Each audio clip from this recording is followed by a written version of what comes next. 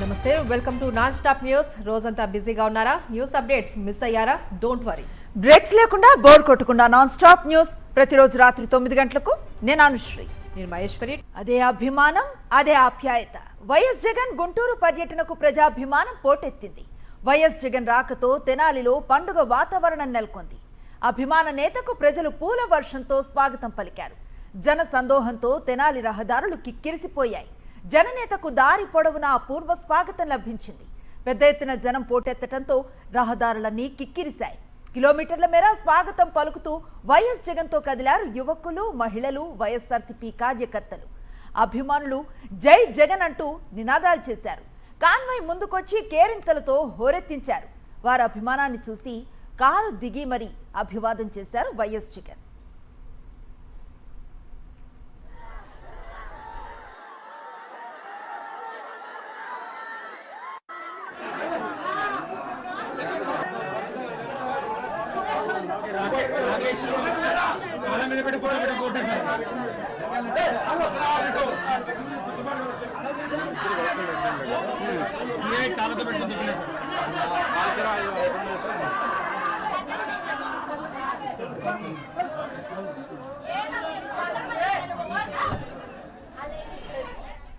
ఏపీలో red book రాజ్యాంగం నడుస్తోంది అన్నారు వైఎస్ఆర్సీపీ అధినేత YS Jaganmohan Reddy. Red book రాజ్యాంగంతో రాష్ట్రం అదుపు తప్పింది అన్నారు. ఇటీవల గుంటూరు జిల్లా తెనాలిలో పోలీసుల దాడిలో తీవ్రంగా గాయపడ్డ జాన్ విక్టర్ కుటుంబాన్ని పరామర్శించారు జగన్. ఏపీలో పోలీస్ వ్యవస్థ దిగజారింది అనడానికి తెనాలి ఘటనే నిదర్శనమన్నారు. రెడ్ బుక్ రాజ్యాంగంతో చంద్రబాబు పోలీస్ వ్యవస్థను దుర్వినియోగం చేస్తూ ఉన్నారని మండిపడ్డారు. ప్రశ్నించే గొంతులను అణగదొక్కుతున్నారని, పోలీస్ వ్యవస్థ వికృత రూపానికి తెనాలి ఘటనే సాక్ష్యమన్నారు వైఎస్ జగన్మోహన్ రెడ్డి. రాష్ట్రంలో ఈరోజు రెడ్ బుక్ రాజ్యాంగంతో ఏ రకంగా అదుపు తప్పిపోతే పోలీస్ వ్యవస్థ ఎంతగా దిగజారిపోతుంది అని చెప్పడానికి నిదర్శనం ఈరోజు తెనాలిలో మన కళ్ళ ఎదుటే కనిపిస్తా ఉన్న సత్యం. పోలీసు వ్యవస్థను దుర్వినియోగం చేస్తూ తనకు వ్యతిరేకంగా ఏ గొంతు వినిపించినా కూడా ఆ గొంతు అణగదొక్కే కార్యక్రమంలో భాగంగా ఏ రకంగా చంద్రబాబు నాయుడు గారు దగ్గరుండి వైఎస్ఆర్సీపీకి సంబంధించిన మాజీ మంత్రుల మీద, సోషల్ మీడియా కార్యకర్తల మీద ఏ రకంగా తప్పుడు కేసులు పెడతా ఉన్నాడు, ఏ రకంగా తప్పుడు సాక్ష్యాలు సృష్టిస్తూ ఉన్నాడు. ఈరోజు రాష్ట్రంలో జరుగుతూ ఉన్న రెడ్ బుక్ రాజ్యాంగం మన కళ్ళ ఎదుటే కనిపిస్తూ ఉన్న సత్యం. చంద్రబాబు నాయుడు గారి మీద ఇదే పోలీసులు చెప్పే లాజిక్కే, ఇదే సోషల్ మీడియాలో తెలుగుదేశం పార్టీకి సంబంధించిన వాళ్ళు దొంగ పోస్టులు పెడతా ఉన్న తీరునైతేనేమి, ఇదే ఈనాడు, ఆంధ్రజ్యోతి, టీవీ5 లాంటి మీడియాలు ఎల్లో మీడియాలు నడుపుతా ఉన్న కథనాలు అయితేనేమి, వీళ్ళ మీద కేసులున్నాయని నేను అడుగుతా ఉన్నా. ఇదే చంద్రబాబు నాయుడు మీద 24 కేసులున్నాయి. మరి చంద్రబాబు నాయుడు మీద 24 కేసులున్నాయని చెప్పి చంద్రబాబు నాయుడు గారిని నడు రోడ్డు మీదకి తీసుకొని వచ్చి తన్నడం ధర్మమే అవుతుందా అని అడుగుతా ఉన్నా. చంద్రబాబు నాయుడు మీద కూడా 24 కేసులున్నాయి. ఆయనను కూడా రోడ్డు మీదకి తీసుకొని వచ్చి తంతే ధర్మమేనాది? ఇదే పోలీసులను అడుగుతా ఉన్నా. కేసులు ఉన్నాయి కదా అని చెప్పి, పాత కేసులు ఏదో ఉన్నాయని చెప్పి నువ్వు చేసిన పనికి జస్టిఫైబుల్ కారణం కాదది. కేసులు ఉంటే ఆ కేసులు తేల్చాల్సింది కోర్టులు. చంద్రబాబు మోసాలపై రేపు రాష్ట్ర వ్యాప్తంగా వెన్నుపోటు దినం నిర్వహిస్తున్నామన్నారు వైఎస్ఆర్సీపీ అధినేత వైఎస్ జగన్మోహన్ రెడ్డి. ప్రతి ఒక్కరూ వెన్నుపోటు దినంలో పాల్గొనాలని పిలుపునిచ్చారు. ఇలాంటి ప్రభుత్వం కొనసాగటం మంచిది కాదన్న జగన్ ఈ ప్రభుత్వాన్ని ఎంత త్వరగా సాగనంపితే అంత మంచిదన్నారు. మా ప్రభుత్వం గతంలో అమలు చేస్తా ఉన్న పథకాలన్నీ రద్దు చేశారు. మరోవైపున వీళ్ళు చేస్తాము అని మాట ఇచ్చిన సూపర్ 6లు, సూపర్ 7లు గాలి కొదిలేశారు. 143 హామీలు మేనిఫెస్టోలో ఏదైతే చెప్పారో వాటిని పట్టించుకున్న పాపాన పోలేదు వీళ్ళంతా.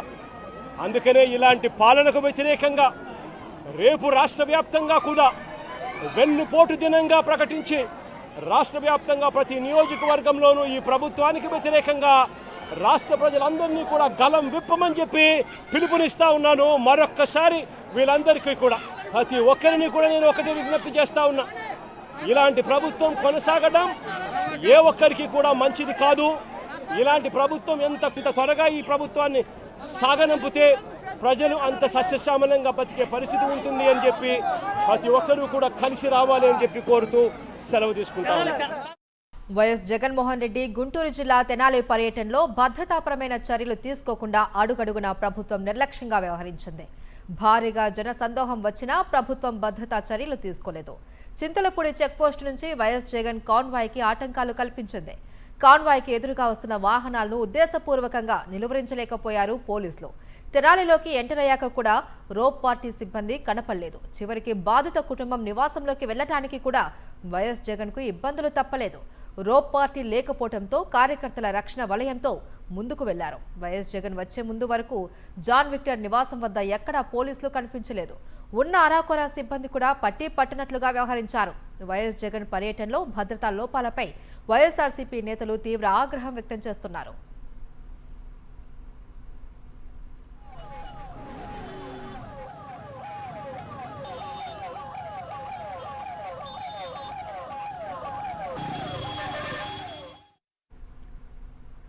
కాపు ఉద్యమ కేసుపై వైఎస్ఆర్సీపీ కాపు నేతలు ఆగ్రహంతో దిగొచ్చింది కూటమి ప్రభుత్వం.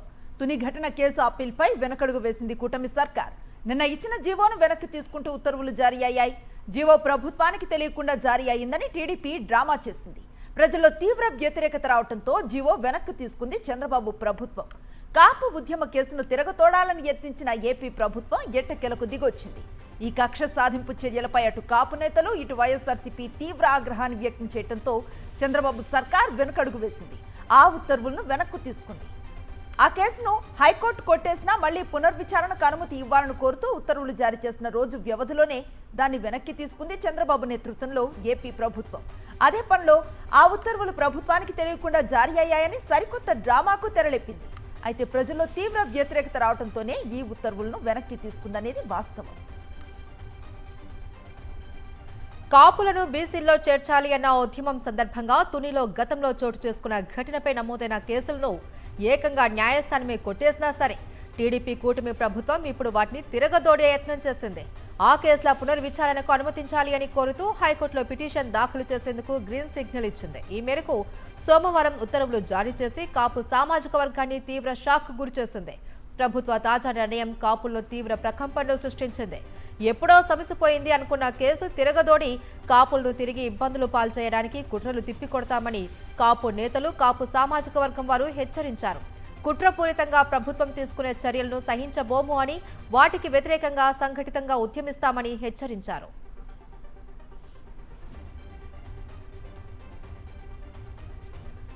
జీవో ఎలా వచ్చిందో తెలియదంటూ చంద్రబాబు డ్రామాలు ఆడుతున్నారని మాజీ మంత్రి అంబటి రాంబాబు మండిపడ్డారు. అధికారంలో ఉన్న చంద్రబాబుకు జీవో ఎలా వచ్చిందో తెలీదా అని ప్రశ్నించారు. మరి చంద్రబాబు అద్భుతమైన అడ్మినిస్ట్రేటర్ అని ఎలా అవుతారని ప్రశ్నించారు. జీవో ఎట్టా వచ్చిందే ఉందండి స్వామి, నాకు అర్థం కాల. నీ ప్రభుత్వంలో జీవో ఎట్టా వచ్చిందో ఎంక్వైరీ చేస్తానంటావేంటి? బుద్ధి జ్ఞానం ఉండాలి కదా. నీ ప్రభుత్వంలో జీవో వచ్చింది, దీన్ని ఎంక్వైరీ చేస్తావా? మళ్ళా కాపులు మోసం చేద్దామని చెప్పేవాళ్ళు ఉంటే చెప్పేవాళ్ళు చంద్రబాబు నాయుడు లాగా చాలా చెబుతారు. నీ ప్రభుత్వంలో వచ్చిన జీవోని ఈ ఆర్టీ నెంబర్ 852ని ఎలా వచ్చిందో ఎంక్వైరీ చేస్తావా? ఛీ, నీ ప్రభుత్వం దగలయ్య ఉండా చచ్చా, ఎందుకు నాకు అర్థం కాలేదు. వర్షాకాలంలో చేపట్టవలసిన చర్యలపై అధికారులతో సమీక్షించారు Telangana CM Revanth Reddy. Monsoon emergency teams 24 గంటలు అందుబాటులో ఉండేలా చూడాలి అని, వాతావరణ శాఖ సూచనలకు అనుగుణంగా ముందస్తు చర్యలు చేపట్టాలి అన్నారు. వర్షాలు, వరదలపై మానిటరింగ్ చేసేందుకు కమాండ్ కంట్రోల్ సెంటర్ నుంచి ఓ వ్యవస్థ ఏర్పాటు చేయాలి అని ఆదేశించారు. కోర్ అర్బన్ రీజియన్ పరిధిలోని చెరువులు, నాలాలు, రోడ్ల విస్తరణ, అభివృద్ధికి సంబంధించిన ప్రత్యేక పాలసీ తయారు చేసే అంశాన్ని పరిశీలించాలి అని ఆదేశించారు రేవంత్ రెడ్డి.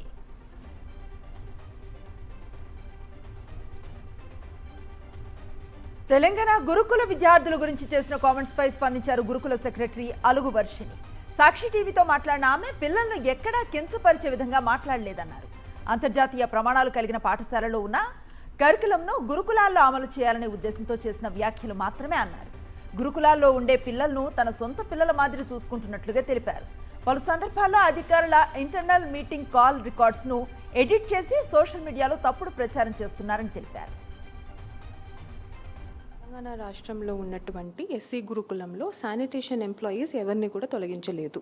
అది తప్పు ప్రచారం చేస్తున్నారు కొంతమంది. ప్రిన్సిపల్స్తో మాట్లాడుతున్నప్పుడు I have to explain to them with examples.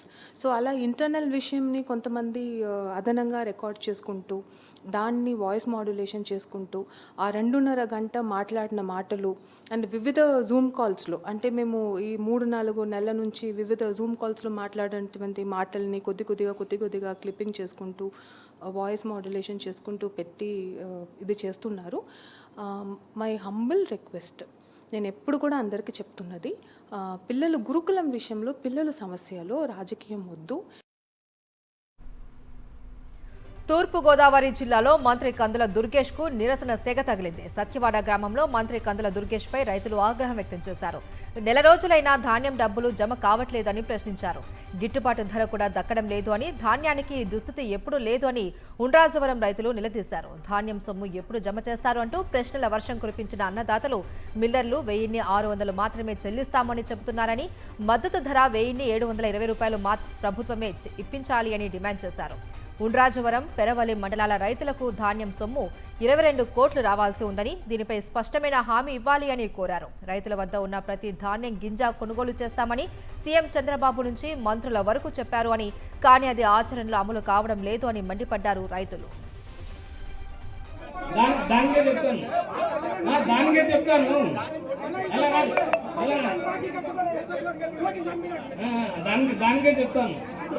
అమ్మా అందరూ ఒకసారి ప్రశాంతంగా రైతులందరూ కూడా దయచేసి అమ్మా రైతులందరూ కూడా మీ ఆవేదన అర్థం అవుతుంది, ఒకసారి ఆగండి. ఒకసారి 6 నెలలు కష్టపడి మాకు ఇక్కడ ప్రకృతి బాగోక మిల్లులకి ధాన్యం మేము తోలేసామండి. తోలిన తర్వాత ఎప్పుడూ కూడా లేనట్టుగా సొసైటీకి ఎప్పుడు కూడా ఫుల్గా టార్గెట్ ఉండేదండి మాకు. ఈ సంవత్సరం టార్గెట్ లేకుండా రైతులు ఇబ్బంది పెట్టి ఇంచుమించుగా నేను ఉండ్రాజవరం నుంచి మాట్లాడుతున్నానమ్మా. ఉండ్రాజవరంలో 2.5 కోట్ల రూపాయలు మనం రైతులకి ధాన్యం డబ్బులు కొడతాం కాదండి, ఇవాళ కొట్టాలండి. మనం టార్గెట్ ఇస్తే కొడతారండి, అదండి వాళ్ళ పరిస్థితి. అదేవిధంగా పెరవలి ఉండ్రాజవరం మండలం కలిపి 22 కోట్ల రూపాయలు ఉందండి.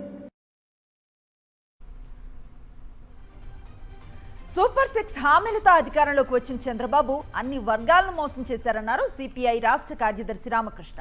కూటమి సర్కార్ ఇచ్చిన హామీలను అమలు చేయాలంటూ విజయవాడ గాంధీనగర్ తహసీల్దార్ కార్యాలయం వద్ద ఆందోళన చేపట్టారు. అర్హులైన పేదలకు 2 సెంట్ల ఇళ్ల స్థలం, ఇంటి నిర్మాణానికి 5 లక్షలు మంజూరు చేయాలని డిమాండ్ చేశారు. ఏడాది కాలంలో పెన్షన్ తప్ప ఏ ఒక్క హామీని ప్రభుత్వం నెరవేర్చలేదని మండిపడ్డారు. తల్లికి వందనం, నిరుద్యోగ భృతి, రైతు రుణాలు వెంటనే అమలు చేయాలన్నారు. ప్రభుత్వం దిగి రాకపోతే సమైక్య ఉద్యమానికి శ్రీకారం చుడతామని హెచ్చరించారు రామకృష్ణ. మిగతా ఏ ఒక్క హామీని కూడా అమలు చేయలేదు. గ్రామీణ ప్రాంతాల్లో 3 సెంట్లు ఇస్తాం, పట్టణాల్లో 4 సెంట్లు ఇస్తాము, పట్టణాల్లో 2 సెంట్లు ఇస్తాం. అదేవిధంగా ఇంటి నిర్మాణానికి 4 లక్షల రూపాయలు ఇస్తామని చెప్పి కూడా మీరు వాగ్దానం చేశారు. కానీ 26 జిల్లాల్లో ఎక్కడ కూడా మీరు ఇళ్ల స్థలాలు ఇవ్వడం లేదు, ఇంటి నిర్మాణాలు చేపట్టడం లేదు. గతంలో ఏదైతే ఇస్తా ఉన్నారో అదే ఇస్తా ఉన్నారు తప్ప ఏమాత్రం కూడా మార్పు రాలేదు. ఇవాళ ఎక్కడ తల్లికి వందనం అమలు చేయలే. స్టీల్ ప్లాంట్ కార్మిక సంఘాల నాయకుల్ని ఘోస్ట్ నేతలు అంటూ ఏపీ టీడీపీ అధ్యక్షుడు పల్లా శ్రీనివాసరావు చేసిన కామెంట్స్ పై అఖిలపక్ష ప్రజా సంఘాల జేఏసీ నాయకులు మండిపడ్డారు. బాధ్యతాయుతమైన పదవిలో ఉండి ఉద్యమకారులను అవమానపరిచేలా నోటుకొచ్చినట్లు మాట్లాడడం సరికాదు అన్నారు. వెంటనే పల్లా తన వ్యాఖ్యలను ఉపసంహరించుకొని క్షమాపణ చెప్పాలి అని డిమాండ్ చేశారు. గాజువాక ప్రాంతానికి, స్టీల్ ప్లాంట్ ఉన్న ప్రాంతానికి ఒక శాసనసభ్యులుగా ఉన్నారు. అదేవిధంగా ఈ రాష్ట్రానికి తెలుగుదేశం అధ్యక్షులుగా ఉన్నారు. అంటే ఒక బాధ్యతమైన వ్యక్తిగా ఉన్నారు. అలాంటి వ్యక్తి స్టీల్ ప్లాంట్లు నష్టాలకు రావడానికి కారణం అంటే ఇప్పుడు సుమారు 30-40 సంవత్సరాల నుంచి స్టీల్ ప్లాంట్లు ఎప్పుడూ నష్టాలు లేదు. స్టీల్ ప్లాంట్కి అప్పు ఉందంటే ప్లాంట్ ఎక్స్పెన్షన్ గురించి తీసుకున్న బ్యాంక్ అప్పు తప్ప నష్టాలు ఎక్కడ కూడా లేదు. ప్రజల్ని తప్పుదోవ పట్టించడానికే మరి పల్లా శ్రీనివాస్ గారు ఇలాంటి వ్యాఖ్యలు చేశారు తప్ప అది మేమైతే భావిస్తున్నాం. పల్నాడు జిల్లా చిలకలూరుపేటలో టీడీపీ నేతలు ఎన్ఆర్ఐ ఆస్తిపై కన్నేసి ఇబ్బందులకు గురి చేస్తున్నారు. దశాబ్దాల కాలంగా టీడీపీ కార్యకర్తగా అమెరికాలో ఉంటున్న తననే ఎమ్మెల్యే ప్రతిపాటి పుల్లారావు, అతని అనుచరులు వేధిస్తున్నారంటూ బాధితుడు రావి మురళీమోహన్ ఆవేదన వ్యక్తం చేశారు. చిలకలూరుపేటలో టీడీపీ నేతలు రౌడీల్లాగా వ్యవహరిస్తూ తన కమర్షియల్ కాంప్లెక్స్ ని కబ్జా చేశారని వాపోయాడు బాధితుడు. పోలీసులు సైతం ప్రతిపాటి పుల్లారావు అతని అనుచరులకే సపోర్టుగా ఉన్నారని, రాష్ట్రంలో ఎన్ఆర్ఐ ఆస్తులకు రక్షణ లేదన్నారు. అమెరికాలో ఉద్యోగాలు చేసి రాష్ట్రంలో పెట్టుబడులు పెట్టామని, లోన్లు తెచ్చి వ్యాపారంలో పెడితే మొత్తం అన్నింటినీ ఆగిపోయేలా చేశారంటూ టీడీపీ నేతలపై మండిపడ్డారు.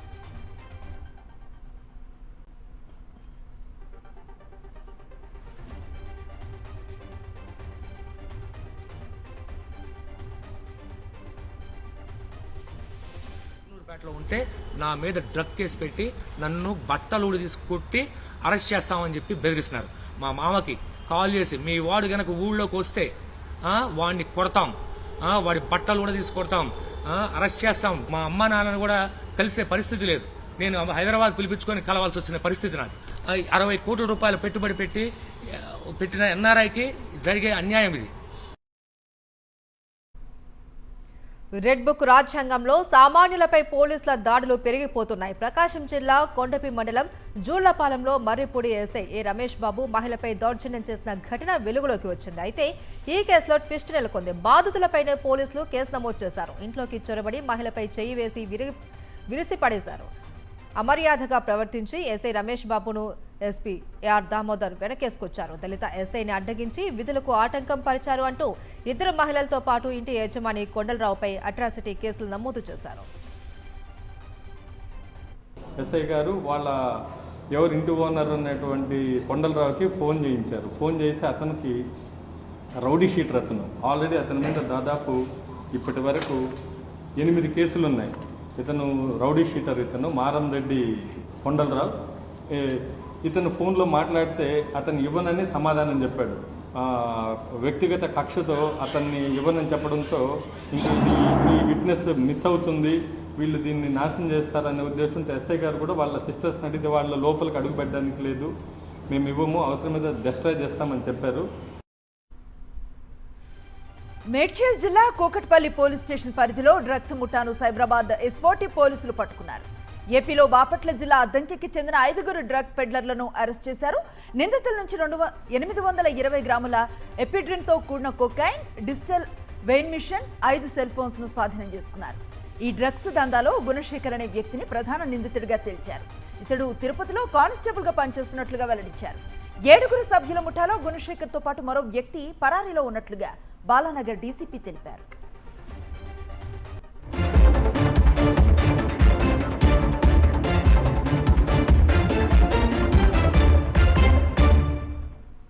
పహల్గాం ఉగ్రదాడి ఆపరేషన్ సింధూర్ తర్వాత తొలిసారి జమ్మూ కాశ్మీర్లో పర్యటించనున్నారు ప్రధాని నరేంద్ర మోదీ.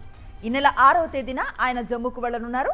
ఈ సందర్భంగా చినాబ్ నదిపై నిర్మించిన ప్రపంచంలోనే ఎత్తైన రైల్వే వంతెనను జాతికి అంకితం చేస్తారు.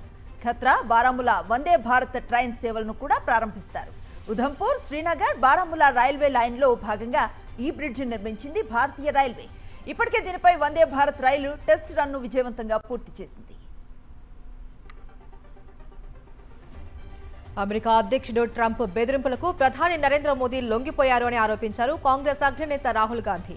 ఆపరేషన్ సింధూర్ విషయంలో ట్రంప్ ఫోన్ చేసి నరేందర్ సరెండర్ అనగానే భయపడ్డారన్నారు. కాస్త భయపెడితే లొంగిపోవడం బీజేపీ, ఆర్ఎస్ఎస్ నేతలకు అలవాటే అని, కాంగ్రెస్ మాత్రం ఎలాంటి బెదిరింపులకు లొంగదు అన్నారు. భోపాల్లోని రవీంద్ర భవన్లో జరిగిన పార్టీ సమావేశంలో ఈ వ్యాఖ్యలు చేశారు రాహుల్ గాంధీ. बीजेपी आरएसएस वालों को अब मैं अच्छी तरह जानता हूं, तो इन पर थोड़ा सा दबाव डालो, थोड़ा सा धक्का मारो, डर के भाग जाते हैं ये लोग. जैसे उधर से ट्रंप ने एक इशारा किया, फोन उठाया, कहा मोदी जी क्या कर रहे हो, नरेंद्र सरेंडर, और जी हजूर करके नरेंद्र मोदी जी ने ट्रंप के इशारे का पालन किया. 71 की लड़ाई में 7th फ्लीट आई थी, हथियार आए थे, एयरक्राफ्ट कैरियर आया था. इंदिरा गांधी जी ने कहा मुझे कुछ जो करना है मैं करूंगी. కన్నడ భాష వర్సెస్ కమల్ హాసన్ వివాదం మరింత ముదిరింది. క్షమాపణ చెప్పేందుకు ససేమిరా అంటున్న కమల్ తన వైఖరిని హైకోర్టులో మరోసారి స్పష్టం చేశారు. క్షమాపణ చెప్పే ప్రసక్తే లేదన్నారు. ప్రస్తుతానికి తన థగ్ లైఫ్ చిత్రాన్ని కర్ణాటకలో విడుదల చేయకూడదని నిర్ణయించుకున్నామన్నారు. ఈ విషయాన్ని కర్ణాటక హైకోర్టుకు తెలియజేశారు ఆయన తరపు న్యాయవాదులు. థగ్ లైఫ్ విడుదలను నిషేధించాలని కోరుతూ Karnataka film chamber of commerce దాఖలు చేసిన పిటిషన్ను కర్ణాటక హైకోర్టు విచారించింది. ఈ సందర్భంగా కమల్ హాసన్ పై ఆగ్రహాన్ని వ్యక్తం చేసింది. ఎంత పెద్ద నటుడు అయినప్పటికీ ప్రజల మనోభావాలను దెబ్బతీసే హక్కు లేదని హెచ్చరించింది. ఏ ప్రాతిపదికన కన్నడ భాషపై ప్రకటన చేశారని ప్రశ్నించింది. మీరేమైనా చరిత్రకారుడా లేక భాషావేత్త అని నిలదీసింది. ఒక్క క్షమాపణ చెబితే అన్ని పరిష్కారం అయ్యేవన్న హైకోర్టు క్షమాపణ చెప్పే అంశాన్ని పరిశీలించాలని సూచించింది. అయితే కమల్ హాసన్ మాత్రం తప్పు చేయకుండా క్షమాపణ చెప్పడం తన విధానం కాదన్నారు. అవసరమైతే చిత్ర విడుదలను వాయిదా వేసుకుంటామని చెప్పారు. భారత్లో పాక్ గూఢచారుల ఏరివేత కొనసాగుతోంది. తాజాగా పంజాబ్లో గగన్దీప్ సింగ్ అనే వ్యక్తిని పోలీసులు అరెస్ట్ చేశారు. ఆపరేషన్ సింధూర్ సమయంలో మిలిటరీ కదలికలకు సంబంధించిన సమాచారాన్ని పాకిస్తాన్కు చేరవేసినట్లు గుర్తించారు. పాక్ ఐఎస్ఐతో గగన్ టచ్లో ఉన్నాడు అని, ఎప్పటికప్పుడు సున్నిత సమాచారాన్ని లీక్ చేస్తున్నట్లు పంజాబ్ డీజీపీ గౌరవ్ యాదవ్ వెల్లడించారు. ఖలిస్తానీ మద్దతుదారుడు గోపాల్ సింగ్ చావ్లా ద్వారా పాక్ ఇంటెలిజెన్స్ ఆపరేటివ్స్ పీఐఓలతో గగన్కు పరిచయం ఏర్పడ్డట్టు దర్యాప్తు బృందాలు గుర్తించాయి. చెన్నైలో భారీ వర్షాలు కురుస్తున్నాయి. నగరంలో పలు ప్రాంతాల్లో భారీ వర్షాలు కురవడంతో రోడ్లన్నీ జలమయమయ్యాయి. దీంతో భారీగా ట్రాఫిక్ స్తంభించింది. రోడ్లపై వాహనాల రాకపోకలకు అంతరాయం ఏర్పడింది. ఇటీవల నగరంలో వర్షాలకు దెబ్బతిన్న రోడ్లకు తాత్కాలిక మరమ్మతులు చేయడంతో ఆ గుంతల్లో వర్షపు నీరు నిలిచిపోయింది. ఈశాన్య రాష్ట్రాలలో వరద బీభత్సం కొనసాగుతుంది. అసోం, మణిపూర్, అరుణాచల్ ప్రదేశ్, సిక్కింలో భారీ వర్షాలకు అతలాకుతలమవుతున్నాయి. లక్షల మంది వరద గుప్పెట్లో చిక్కుకొని బిక్కుబిక్కుమంటూ గడుపుతున్నారు. ఈశాన్య రాష్ట్రాలలో భారీ వర్షాలు, వరదలకు చనిపోయిన వారి సంఖ్య 36కు పెరిగింది. అసోంలో 11 మంది, అరుణాచల్లో 10 మంది చనిపోయారు.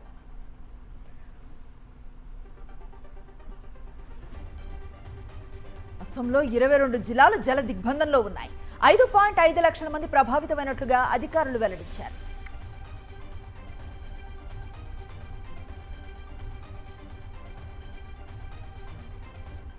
మణిపూర్లో పరిస్థితి అత్యంత దయనీయంగా కనిపిస్తుంది. ఈస్ట్ ఇంఫాల్ జిల్లా పూర్తిగా వరద గుప్పెట్లో చిక్కుకుంది. భారీ వర్షాలు, వరదలకు 10,000 ఇళ్లు ధ్వంసమయ్యాయి. 56,000 మందికి పైగా వరద ప్రభావం పడింది. ఎన్డీఆర్ఎఫ్, ఆర్మీ బలగాలు సహాయక చర్యలు చేపడుతున్నాయి.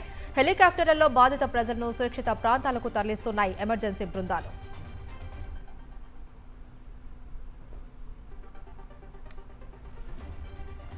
ఈశాన్య రాష్ట్రాల్లో వరద పరిస్థితులపై ప్రధాని మోదీ ఆరా తీశారు. అసోం సీఎం హిమంత బిశ్వ శర్మ, సిక్కిం ముఖ్యమంత్రి ప్రేమ్ సింగ్ తమాంగ్, మణిపూర్ గవర్నర్ అజయ్ భల్లాతో ఫోన్లో మాట్లాడారు. భారీ వర్షాలు, వరదలకు సంబంధించిన సమాచారాన్ని అడిగి తెలుసుకున్నారు. సహాయక చర్యలు వేగవంతం చేయాలని కేంద్రం అన్ని విధాలా అండగా ఉంటుందని భరోసా ఇచ్చారు మోదీ. దేశంలో కోవిడ్ డేంజర్ బెల్స్ మోగుతున్నాయి. కేంద్రం ఆందోళన వద్దు అంటున్న కేసులు మాత్రం పెరుగుతూనే ఉన్నాయి. భారత్లో యాక్టివ్ కేసుల సంఖ్య 4,000 దాటిపోయింది. 24 గంటల్లో 64 కొత్త కేసులు, 5 మరణాలు నమోదైనట్టు కేంద్ర ఆరోగ్య శాఖ వెల్లడించింది. మహారాష్ట్రలో 2, కేరళ, తమిళనాడు, పశ్చిమ బెంగాల్లో ఒక్కొక్కరు చొప్పున కోవిడ్ బారిన పడి ప్రాణాలు కోల్పోయారు. కేరళ, మహారాష్ట్ర, ఢిల్లీలో వైరస్ వ్యాప్తి ఆందోళనకరంగా ఉంది. ఎప్పటికప్పుడు పరిస్థితిని సమీక్షిస్తూ ఉన్నట్లు కేంద్ర ఆరోగ్య శాఖ తెలిపింది. ప్రజలు భయాందోళన చెందవలసిన అవసరం లేదు అని, అప్రమత్తంగా ఉండాలి అని సూచించింది. దేశీయ స్టాక్ మార్కెట్లు నష్టాల్లో ముగిశాయి. గ్లోబల్ మార్కెట్లో సానుకూల పవనాలతో మార్కెట్లు లాభాల్లో మొదలయ్యాయి. ఆ తర్వాత అమ్మకాల ఒత్తిడికి గురయ్యాయి. రియాలిటీ మినహా అన్ని రంగాలలో అమ్మకాలు కనిపించాయి. క్రితం సెషన్తో పోలిస్తే సెన్సెక్స్ 636 పాయింట్లు పతనమై 80,737 వద్ద స్థిరపడింది. ఇక నిఫ్టీ 174 పాయింట్లు నష్టపోయి 24,542 వద్ద ముగిసింది. బీఎస్ఈ మిడ్ క్యాప్ ఇండెక్స్ 0.5% తగ్గింది. స్మాల్ క్యాప్ ఇండెక్స్ ఫ్లాట్గా ముగిసింది. రియాలిటీ ఇండెక్స్ 1% పెరిగింది.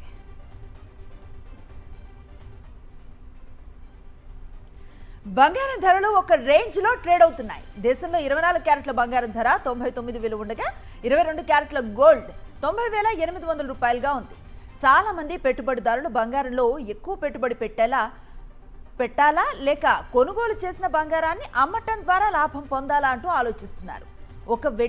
1 కేజీ వెండి 1,11,000 రూపాయలుగా ఉంది.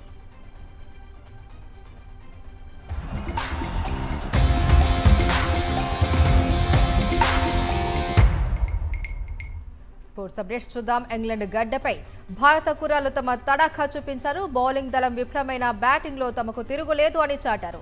రెండో ఇన్నింగ్స్లోనే ఇంగ్లాండ్ లయన్స్ బౌలర్లను ఉతికారేస్తూ అర్ధశతకాలతో కదం తొక్కారు. ఏకంగా టాప్ ఆర్డర్లోని 4 హాఫ్ సెంచరీలతో రెచ్చిపోవడంతో ఇరు జట్ల మధ్య జరిగిన మొదటి అనధికారిక టెస్ట్ డ్రాగా ముగిసింది. 30 పరుగుల లోటుతో రెండో ఇన్నింగ్స్ ఆరంభించిన భారత్కు ఓపెనర్లు యశస్వి జైస్వాల్, అభిమన్యు ఈశ్వరన్ శుభారంభం ఇచ్చారు. ఇక ఈ ఇద్దరు త్వరగానే అవుట్ అయిన 4వ రోజు థరవ్ జురెల్, నితీష్ రెడ్డిలు అజేయంగా నిలవడంతో మ్యాచ్ ఫలితం తేలకుండా డ్రా అయింది. అథ్లెట్ కుంజా రజితకు వైఎస్ఆర్సీపీ అధినేత వైఎస్ జగన్మోహన్ రెడ్డి అభినందనలు తెలిపారు. అథ్లెటిక్స్ ఛాంపియన్షిప్లో స్వర్ణం గెలవడంపై హర్షం వ్యక్తం చేశారు. దక్షిణ కొరియాలో గుమిలో జరిగిన 26వ ఆసియా అథ్లెటిక్స్ ఛాంపియన్షిప్లో మహిళల 4x400 రిలేలో స్వర్ణం గెలుచుకున్నారు కుంజా రజిత అల్లూరి సీతారామరాజు జిల్లాలో రామచంద్రపురానికి చెందిన మహిళ కావటం మనకు గర్వకారణమన్నారు వైఎస్ జగన్. 2028లో దేశం తరపున ఒలింపిక్ పథకం సాధించాలనే ఆమె కల సాకారం కావాలని ఆకాంక్షించారు వైఎస్ జగన్మోహన్ రెడ్డి. ఇవి నాన్ స్టాప్ న్యూస్ అప్డేట్స్.